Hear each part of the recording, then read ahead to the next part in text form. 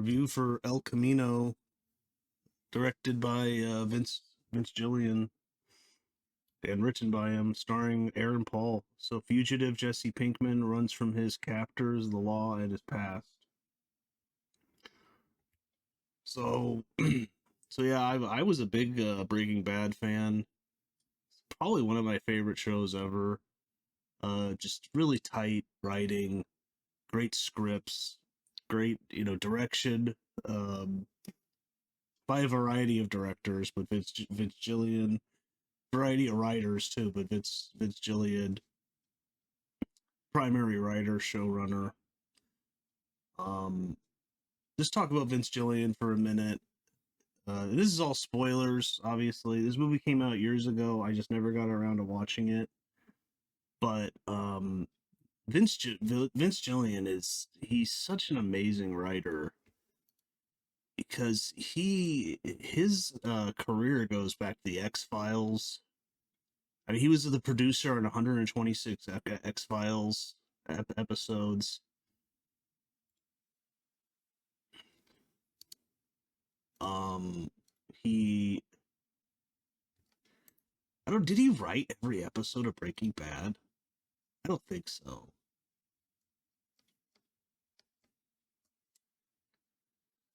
But he's just a great writer who,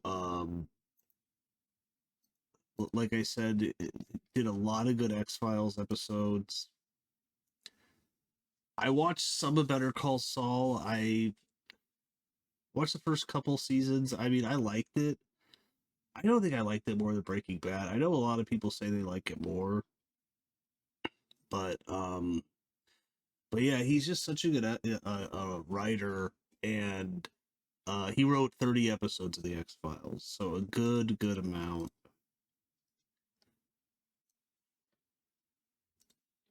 Let's see, like it was season 4, Unruhu, Paper Hearts, Leonard Betts, Memento Mori, Small Potatoes, season 5, Unusual Suspects. That's a great episode. Yeah, that's the Lone Gunman episode where they meet for the first time when they assist a woman who claims the government plans to use civilians in a secret experiment. That's one of my favorite episodes of all time of the X Files. It's nice how on IMDb you could just click this and it shows you all the ones you wrote. Christmas Carol, Emily. So some of the best. Dreamland, Dreamland 2. Is that the one where like of all UFO lores, Area 51. Okay, it's been a while since I watched some of these episodes, but I just know that if I'm having in a playlist, I'm going through X Files, it's like, oh, this is a Vince Gillian one. I'll probably like this one. So, Three of a Kind, another Lone Gunman episode. While infiltrating a defense contractor conference in Las Vegas, the lone gunmen are reunited with Susan Modeski, the mysterious woman who disappeared 10 years earlier after the trio first came together to help her. Now that's a good one. That is a good one. Um, so yeah. So I mean, two of my favorite episodes of all time episodes: Unusual Suspects and Three of a Kind. Anyone who's an X Files fan would know what I'm talking about. Um, there's just something about his writing because he didn't direct those, but and Chris Carter and stuff helped a little bit, but there's just something about it's hard to put my finger on it. It's almost like hyper realism, but crazy things can be going on. That's kind of how I would put it. Gritty too. So just kind of wanted to, you know, um, give my respect to his X Files writing because X Files is my favorite TV show of all time, and Breaking Bad's up there. I mean, I'm not sure it's my favorite. I love Deadwood. I gotta watch that movie too. I love Deadwood. Um, are probably top two, and then Breaking Bad and Sopranos, very good. So, anyways, just kind of wanted to give a little respect to Vince Gillian. That's how I've heard it pronounced. I mean, you can say Gilligan, but anyways, an amazing guy, an amazing writer, and he gave us Breaking Bad. So with the great Walter White, Aaron Paul and Walter White are just so good together. They have great chemistry. A man who's dying of cancer slowly and is just trying to rack up as much money as he can for his family uh, before he passes. Then you have Aaron Paul, who's a man who, kind of he grew up in a decent family, like which you see in this movie. I mean, his parents aren't terrible; they weren't beating him, you know, and he's had all these problems, all these drug problems with the police. He's making drugs, but Walter White, kind of sees in him that he has a brain, that he's got street smarts. He he can even trust him. So, and by the end, they really respect each other. But I have to go back and watch Breaking Bad again, because I don't remember everything that happened. But when I was watching this, I was just like, man, this just reminds me of why I loved Breaking Bad, because it's all in the western part of America. It's kind of got like almost like a western feel to it, like that hyper realism. But with this, it's like kind of mixed with a western feel, and of course and of course the cartels and the drugs and everything. So I don't know why I didn't watch this back then, because I think I was like, why are you gonna make a sequel to this? I mean, it kind of was a perfect ending, but there was a story to tell, and that's Aaron Paul, Jesse Pinkman's story. And I have to say, I think Vince Gillian knocked this one out of the park. I mean, I really have like no complaints about this at all. I think it's a little over 2 hours long. I wanted it to keep going. Total spoilers, because I mean, I wanted to keep going. I mean, at the end of it, he's gonna go into Alaska and make a new life for himself. But heck, I kind of want to see what happens out there. But I know he's like, he's not gonna he's gonna keep his head low. He's gonna save his money, probably get a job somewhere or whatever. There's a really nice scene in this movie between him and Walter White, where uh, it's near the end of Breaking Bad, and they're sitting down and they're eating, and uh, and it's funny because Walter White isn't really eating or drinking. Aaron Paul keeps like jabbing at him, "Hey man, you got to eat, you got to keep your strength up, you gotta, drink, hydrate yourself." He keeps saying that, hydrate yourself, hydrate yourself. Um, and that's a great little scene between them, because you can really feel the connection and the respect. Because Walter White's talking about, well, how long is it going to get this stuff sold? Because it's like their final batch, like their perfected batch. It's like well over, it's about over like 1.3 or something million. And then Aaron Paul's like, a year. And then Walter White's like, hey, can't we sell this faster? You know, because like he's afraid he's gonna die, and then his family won't see the money. And then Aaron Paul's like, he's like, you know, Mr. White, you don't have to worry. Like, your family will see that money. Like, he's like, I'm not gonna screw you, man. Like, after all we've been through. So there's a lot of emotion in that scene. Very well done. A very simple scene, but very good. So this movie, yeah. So this movie starts. He's escaping from his hellhole.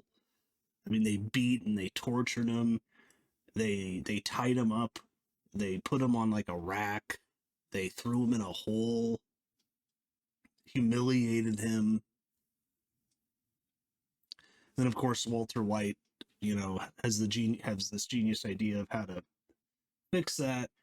And this is him. He's in his El Camino.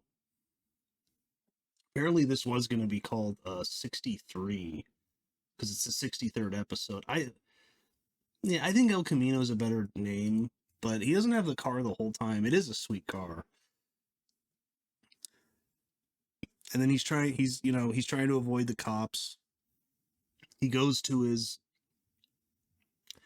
friend's place, Charlie Baker, Matt Jones.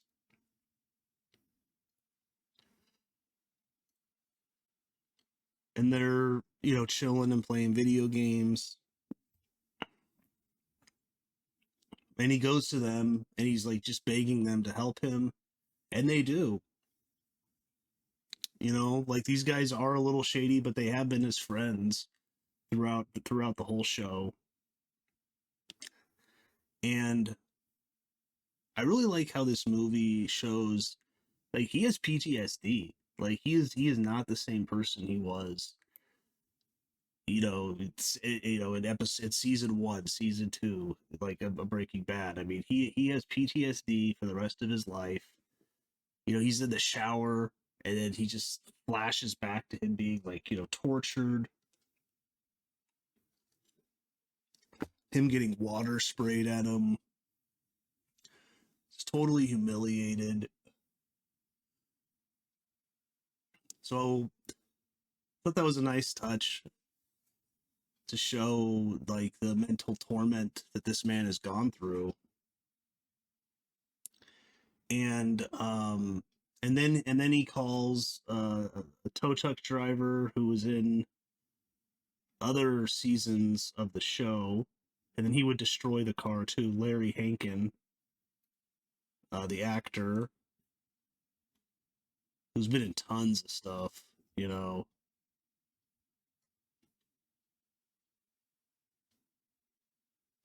Well, yeah, he was in Friends. That's right.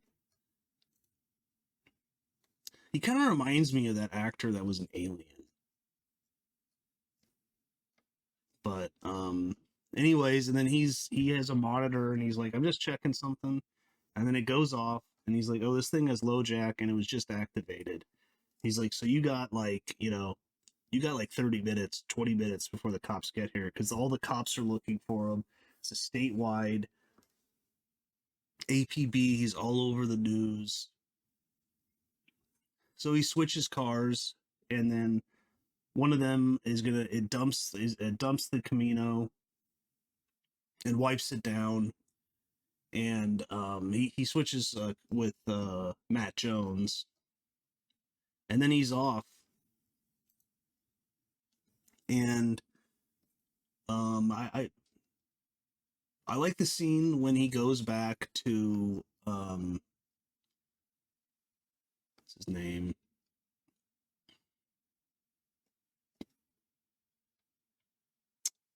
Jesse Plemons. He goes back to Jesse Plemons' place. Who's a really good actor too. Because earlier he helps him with a problem, Aaron Paul, to dump the body of his like his cleaner or whatever, and he also has to put on a cap on the El Camino. And this is when he's in the hole. This is when he he's been beat up. He probably smells. Um, he's being tortured in a hole, and then him and that guy have always kind of been friendly, somewhat. So and like he's like, hey, can you help me out? Everyone's gone from this place. Um, He's like, but you know, if you try and escape, then I have to tell them. So he does, and he won't really tell him what he needs. And they put the cap on the El Camino on the back. And then Aaron Paul's like, "Is that it?" And he's like, "No." Then he brings him up to his apartment, and there's a dead lady on the floor, and it was his house cleaner because she found his money, which he puts in encyclopedia books, but he hollowed them out, you know. And then he just strangled her to death with a belt. And it really just shows how like this guy is kind of likable, Jesse Plemons, but he is like a total psycho killer. This guy will kill you for almost nothing. I mean, he even said it, and then he's like, "Was your cleaning lady stealing from you?" He's like, "No, no, man. He's like, she was like the most honest person I ever met." He's like, "She stumbled onto this and then thought I didn't know about it." He's like, "She barely spoke English. But I guess it's just, you know, too much of a risk for him." And then Aaron Paul says to him, he's like, "You know, man, they got these things called banks." But this sets up the rest of the story, and then they dump the body, and I like the scene when they dump the body in the desert because Aaron Paul goes in the glove compartment, I think, to get some cigarettes, and then he goes in the glove compartment, and there's a gun, and he pulls it on Jesse Plemons, and then but then Jesse Plemons, like, he just knows he doesn't have the guts to do it because basically, you know, he has all these guys looking for him.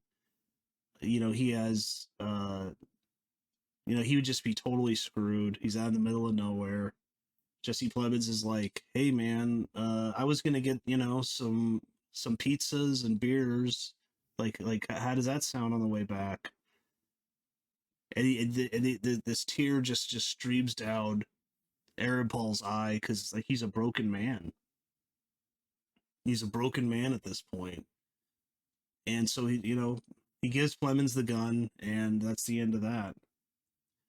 But I like how they connect it to a scene later where he's searching through Plemons' house because Plemons is dead now, and he's searching through his house for the money because Plemons, after they when they're moving the lady, and he's like, "Shit, man, now I have to hide my money somewhere else. I guess that's not a good hiding space." So Aaron Paul's searching throughout his apartment, tearing up everything, and the apartment's a crime scene too. It's like tearing the wallpaper off the wall. He's, you know, tearing up the sheets, tearing up the bed, you know, going through all of his cabinets, all of those books. It's like the first thing he does, I think. Going through all of this stuff. And then two police show up at the door and make their way in, and then he's hiding.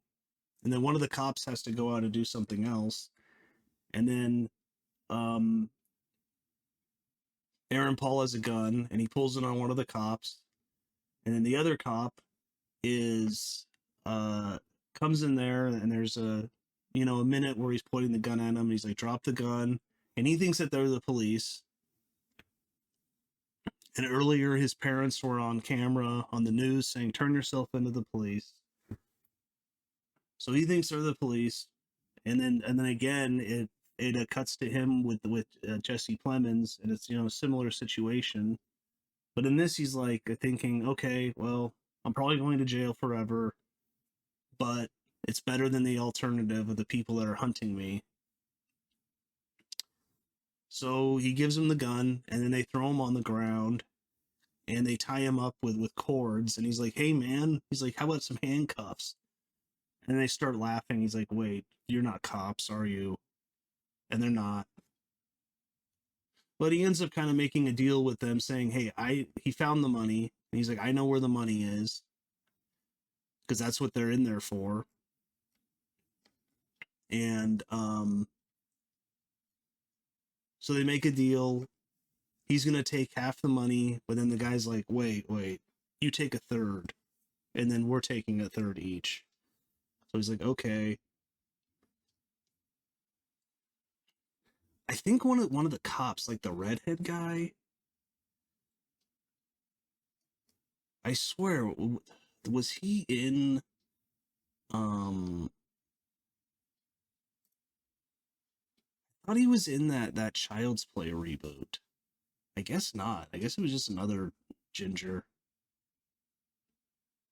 Okay, he's in Killers of the Flower Moon, and he's in a bunch of stuff now. No, I thought he was. Okay. I swore it was that guy in that Child's Play remake, which I actually like that movie. I mean, it's not as good as the original three, but I thought it was okay. A lot of people hate that movie, but I thought he was the guy that was dating his mother. It was like kind of like a douchebag. I don't see it though, so I guess not. But then, right when he's about to leave and get into his car, and the other guy's putting the money in his car, he notices that guy was the guy who welded this machine that he was tied to, so that he couldn't escape when he's being tortured. And then the guy says to him, "Yeah, I was wondering when you're gonna figure out it was me." And then Aaron Paul's like, "Oh man." So then he gets in his car, drives away, and then he goes to. And then I like how Robert Forrester is in this too. I mean, it's really sad he died. He's such a good, just old school actor who, whenever I see him in anything, I'm just like, man, I just love him as an actor. Like for me, I mean, him and I mean, he's in Jackie Brown. Him and Pam Grier are the best thing about Jackie Brown, I think. Just such good back and forth. And yeah, and then he goes to him, and he's the guy that they need for, you need to disappear and create a new life, and that's what he wants to do. And then he doesn't remember the password, and he's like it's like Hoover or something, because he owns a vacuum repair shop. And then he's like, shit, man, I don't remember the freaking password, the exact words. He's like, but I'm 99.9% sure it's you. And he's like, look, I got this money, like, can you help me? And then he counts it out. He's like, well, you still owe me 125K for the last job. He's like, okay. And he's like, and then it'll be another 125K for this job. So he counts it out all out, and he's $1,800 short. But he's like, seriously? And then he's like, yeah, man. Like, um, so he won't do it. He's a man of principle. And and then Plemons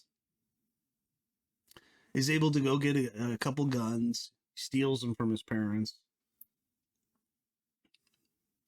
Really nice scene with him on the phone with his parents, because he knows he's never going to see him again, you know. Because he's like, hey, I'll meet you out in this place. They go out to the place. They're being followed by, the police, the FBI, maybe, who knows. And then he sneaks into the house and gets the guns. Um, and then he goes back to those guys that he split the money with, he owns his own company, and he goes back there, and they're partying and drinking, and he's able to kill them. Even though he says, I don't want to kill you, he's like, I just need $1,800. And then one of the guys who's like, kind of psycho, it's like, hey, how about this? How about we count to three. You go for your gun, I go for mine, and we see who lives. And I think Jesse Pinkman at this point is just like, screw it. Like, if I die, I die. Because he probably doesn't really care that much anymore.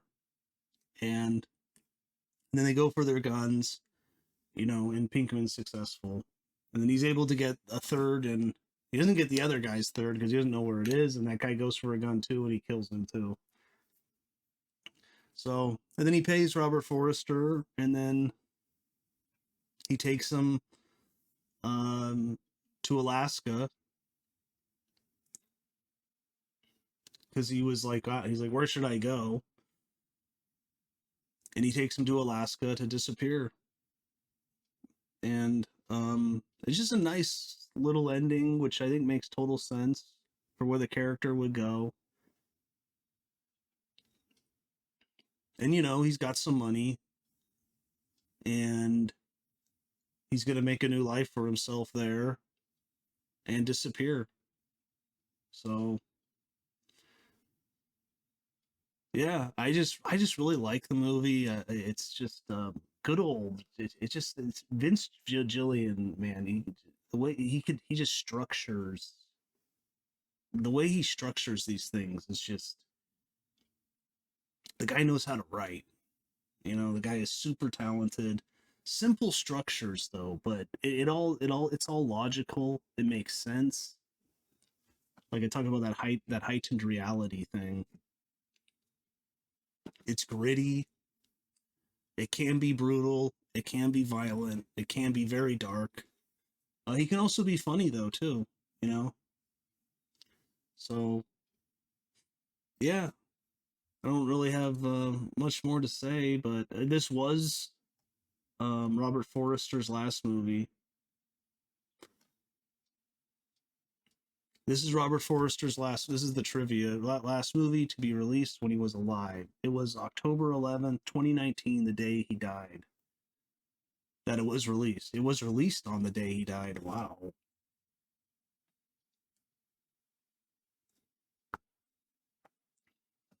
Aaron Paul said there's no plans for a sequel to this movie. This would be a wrap up for Jesse's story. I honestly think you could maybe make one more, but then you kind of betray it because, like, they want him to have a better life. Like that scene with him in the diner with Bryan Cranston, and he's like, why don't you go to school? And he's like, well, you just got to get your GED first, and that's easy. And then he's like, yo, I graduated high school. He's like, you handed me the diploma. And he's like, oh yeah, I forgot about that. He's like, what? He's like, he's like, I have a high school diploma. Like he's like insulted. But then he's like, well, what would you do if you went to school? And he's like, I don't know, sports medicine maybe. Then he's like, okay, well that's a start. So yeah, but I mean, if they made another movie with Jesse Pinkman and he's in Alaska or whatever, then maybe he stumbles onto some more trouble. I'd watch it. But Robert Forrester has actually been a vacuum cleaner salesman in the past. Bryan Cranston wore a ball cap for his scenes. He had previously shaved his head when he stared on the television series, but was in the middle of acting in New York on Broadway when his scenes were filmed and needed to maintain his hairstyle.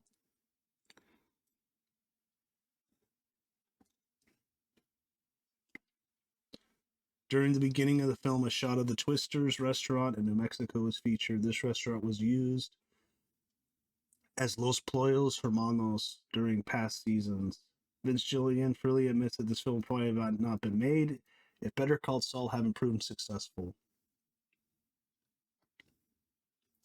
The original idea for this was to be a 15 to 20 minute short film.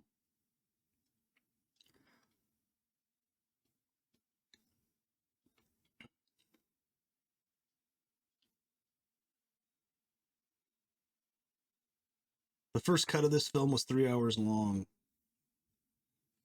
That's probably too long, but I think it's about a perfect length.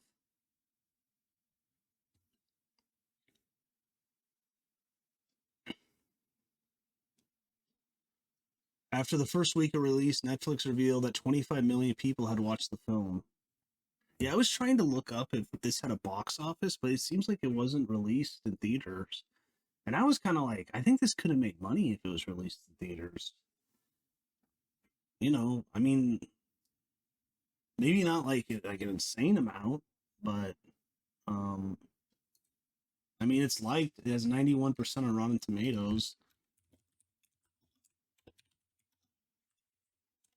Wonder if it says what its budget was. Less than 6 million. Oh, over 6 million. It says box office 40K. Okay.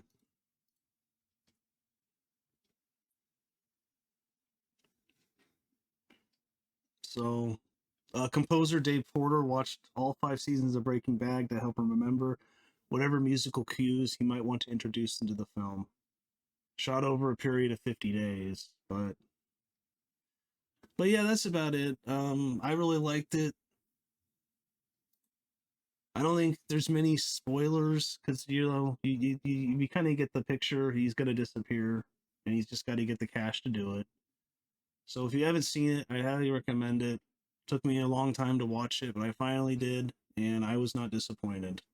So, but yeah, that's about it. Good job, Vince Gillian. Good job, Aaron Paul, and everyone else involved. But if you do me a favor and smash that like button, that'd be great. And see you next time.